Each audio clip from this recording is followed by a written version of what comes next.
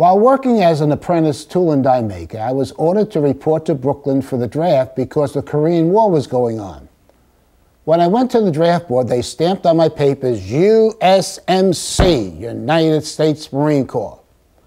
All new recruits were sent to Parris Island, South Carolina. They cut off my hair, I looked like this then, gave us a physical, and issued us new gear. They were going to make us new recruits into the few, the proud, the Marines. The first thing they taught us was discipline. In war, you don't have time to debate. You must be trained to obey. Whatever the drill instructor, the DI, said, we had to do, period. We ate, slept, stood, marched, and ran whenever the DI gave the orders. When the DI yells, "Attention!" you had better quickly snap those two legs of yours and arms together and stand still. And don't you dare swat that fly that's sitting on the end of your nose. But the fly tickles my nose, you may object. Go ahead, swat that fly in front of the DI, and you'll soon discover what happens. It will probably be the last time you'll try. I'll tell you one thing, I wouldn't want to be in your shoes. Discipline is extremely important in the military.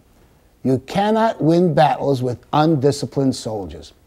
Likewise in life, if you want to become successful, you must be disciplined. After boot camp, I went to engineering school at Camp Lejeune, North Carolina. From there, I received orders to join the 23rd replacement draft to go and fight the war in Korea. I was sent to Camp Pendleton, California, and began my training. One day I received orders to report to the 3rd Marine Division that was stationed at Camp Pendleton. I discovered later on that up to half of the replacement draft was killed fighting in Korea, but I stayed in California. In receiving training, we were sent on 2 training sessions where we boarded ships and invaded California. It was just for training, a training exercise. Thank God it wasn't the real thing. You could see on some of these pictures. On one of the mock invasions, I was driving and operating a 20-ton mobile crane. Also, being an excellent shooter, I spent 1 month on a rifle team. To many young men and women, when they face peer pressure, they buckle under. In the service, you can either be a mouse or a person of strong character.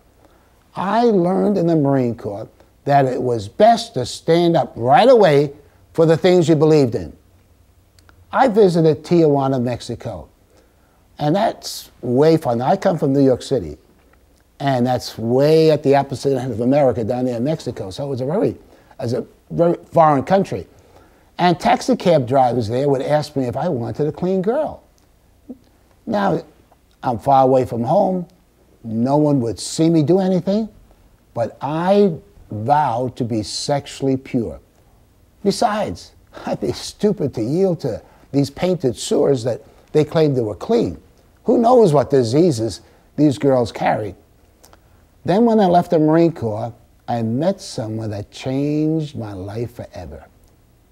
After the Marine Corps, I went back home and met a beautiful girl at church. My sister and she were friends, and I began to ask questions.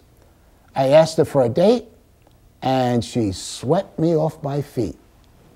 One of the leaders in the church that I attended said she was an all-American girl because she was faithful to the Lord and was athletic.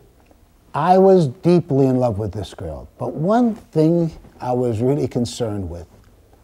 I might have to live with this woman for 50 years. Was she the right one? And I'd like to urge you, think about this when you plan on marrying someone. Are you willing to live with this person for many, many years? Well, we dated a year and a half, and we got married. And it was a happy lifestyle. Not that everything was just rosy. We did have our ups and downs a little bit, you know, but I can tell you the truth, that if I had to do it over again, I would marry my sweetheart again. And that's 53 years ago.